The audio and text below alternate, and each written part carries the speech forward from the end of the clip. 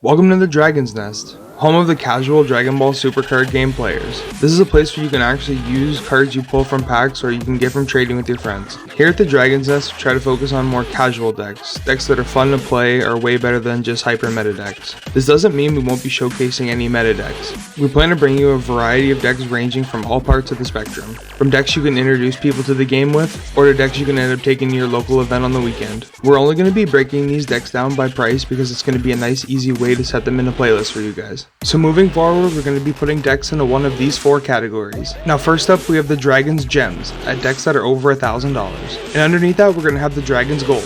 Now these are decks that are going to be in the $500 to $1,000 range. And then next they're going to be the Dragon Silver, which are decks in the $500 to $200 range. And last but certainly not least, we have the Dragon's Bronze, which are decks that are going to be under $200. By no means does that mean these decks are weak in any way. Now the links for everything will be found in the description of this video. So today we're bringing you another deck that falls in the Dragon Silver. This deck will run you just under 225 bucks at $224.27. Now that price is found on DBS-Decks at the time of recording this video. Now this is the deck I just threw together because some of the local gang wanted to get together and play when everyone settles down. So now let's move on to the deck tech. I'm not going to go over how many cards you're going to need for the deck. There's going to be Dragon Ball in the upper left hand corner that's going to represent how many cards are in there. I'm also not going to go over the price of every card because the price is going to be listed underneath the Dragon Balls. And that price is found on DBS-Decks at the time of recording this video. Time to slide in the main deck. So for the leader card in the deck, we have VEGEKS, the Unsung Fusion Hero. Now we're going to take a look at the leader front, Vegeta Xeno and Trunks Xeno.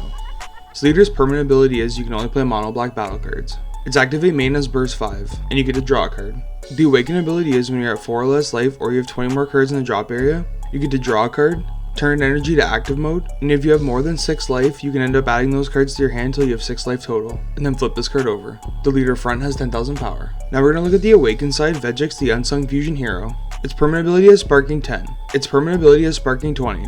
If you were to lose a game by running out of cards in your deck, you can shuffle your drop area to your deck instead. Its activate main ability is draw 1 and place 5 cards from the top of your deck in the drop area, and choose one of your black unison cards and it gains double strike for the turn. So for the first card in the deck today, we have a Kraken Space Time for 1 any. Activate battle. If your leader card is a black Saiyan card, it gains 15,000 power and double strike. Next up is Bibbidi Primeval Conjurer for 2 any and 0 for 3,000 combo power. This card is 10,000 power. This card is super combo. If all your energy is black when you combo with this card gains 1,000 combo power for each card in your drop and warp. Now we're going to take a look at Black Mass Sand Splintering Mind, 4 any and 0 for 5,000 combo power. This card is 19,000 power. When you play this card, choose one of your opponent's battle cards and send to their warp. Its other auto ability has Sparking 7. When this card attacks, if your leader card is black, you can choose 2 cards in your life and send them to your warp, and if you do, your opponent has to choose 1 card in their life and send it to their warp. Next up we have Black Mass Saiyan the Devastator, 3 any and 0 for 5,000 combo power. This card is 19,000 power. This card is critical. So during your turn, if your leader card is black and there are 15 or more Saiyan cards in your and your opponent's drop area, when this card's attack is negated or when it fails to deal damage to your opponent's leader, you can end up choosing 1 card in your opponent's life and sending it to their warp. Next up we're going to take a look at Dark Power Black Mass Saiyan, 1 any and 0 for 5,000 combo power. This card is 5,000 power. So when this card attacks, you can add a life to your hand and this card gains 10,000 power for the duration of the turn. And when your opponent plays a battle card with 15,000 power or less using a non-keyword skill, they must choose 2 cards from their hand and put them in the drop area. Now we're going to take a look at Dragon Ball's Negative Energy Overflow for 7 any. Card is ultimate. Reduce the energy cost of this card in your hand by 1 for each battle card in your drop area. It is activate battle. At the end of this turn, choose all battle cards ignoring Barry and place them in the owner's drop.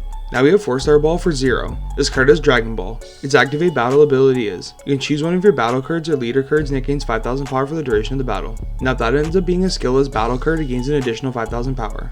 Here we have Furthering Destruction Champa, 3 with 2 red and 1 for 10,000 combo power. This card is 16,000 power. When you combo with this card, choose one of your attacking cards and it gains double strike.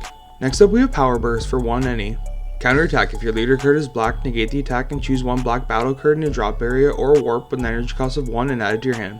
You can activate this card's counter ability if you have 5 or more cards in the drop area by taking a life instead of paying its energy cost. Next up we have Son Goku making an entrance, 1 any and 0 for 0 combo power. This card is 5,000 power. Counter attack, negate the attack and play this card. Here we have Son Goku The Adventure Begins, 1 any and 0 for 5,000 combo power. This card is 5,000 power. Activate main, choose 1 4-star ball from your deck or drop area and add it to your hand. Its second activate main costs 2. If your leader card is black, choose 1 skillless battle card with an energy cost of 3 or less from your deck or drop area and play it. And here we have the Unison card, SS Gotenks Fusion of Friendship. This card has 5000 power. So if your leader card is a black Saiyan card, when this card is placed in the drop area from your deck by his skill, if you don't have another unison card in play, you can play this card with one marker on it. Its +2 ability is, choose one card in your hand and discard it, and this card gains 10,000 power for the duration of the turn. Its -4 ability is, this card gains 20,000 power and dual attack. And now we're going to take a look at Super Saiyan Trunks. 2 any and 0 for 0 combo power. This card has 20,000 power. Next up on deck, Supreme Kai of Time, Guardian of Space-Time. 1 any and 0 for 5,000 combo power. This card has 4,000 power. If you have 5 or less cards in your hand, when you combo with this card, it gains an additional 5,000 combo power. If your leader card is a black Saiyan, when this card is milled from your deck to the drop area, you can end up playing it. Next up we have Time Agent Trunks. 3 any and 0 for 5,000 combo power. This card has 4,000 power. This card is unique and blocker. When this card is played, add up to 1 card from your life to your hand. So if your leader card is a black Saiyan, when this card is milled from your deck to your drop area, you can end up playing it instead. Now we have Time Agent Vegeta. 4 any and 0 for 5,000 combo power. This card has 19,000 power. This card is unique. If this card were to be removed from the battle area, it's sent to the owner's warp instead. So if your leader card is a black Saiyan, when this card is milled from your deck to your drop area, you can end up playing it instead. It has Activate Battle for 2. Choose one of your opponent's battle cards and energy cost of 3 or less and send it to their warp. And for the last card in the deck today, we have Vegeta Reluctant Reinforcements. 3 any and 0 for 5,000 combo power. This card has 20,000 power. This card also has Barrier. When you play this card, if your leader card is a black Saiyan, place the top 5 cards of your deck in the drop area. Its Activate main ability costs 1. You can put this card in the owner's drop area and choose one black battle card with 19,000 power from your drop and play it. And here we have the price breakdown from DBS-Decks. Now this is a bit of an upgrade from the starter deck 14 list I put out a while ago. Link to the video is in the description. I just made some personal changes, then put some cards that I actually wanted to run in it. Some of the cards I added, they're not really budget friendly, so that's kind of why I wanted to keep them out. Yes, it's 57 cards, and yes, there is a theory behind it. The theory is you have more cards in the deck, so it's less likely the chance you're going to mill one of those cards when you don't want to see it. Because what happens if you mill a Trunks or a Vegeta when you already have one on board? Stays in the drop area. But now I think we all understand how the VEGEKS engine runs, but if not, I'll give you a quick rundown. So every time you mill one of these cards from your deck to the drop area, you can end up playing it straight onto the battlefield. Just remember that the Trunks and Vegeta have unique, and that you're only allowed to have one unison card on the battlefield at a time. Some of the big differences in the deck are I decided to run the Black Mass Hand, the Devastator, and the Splintering Mind.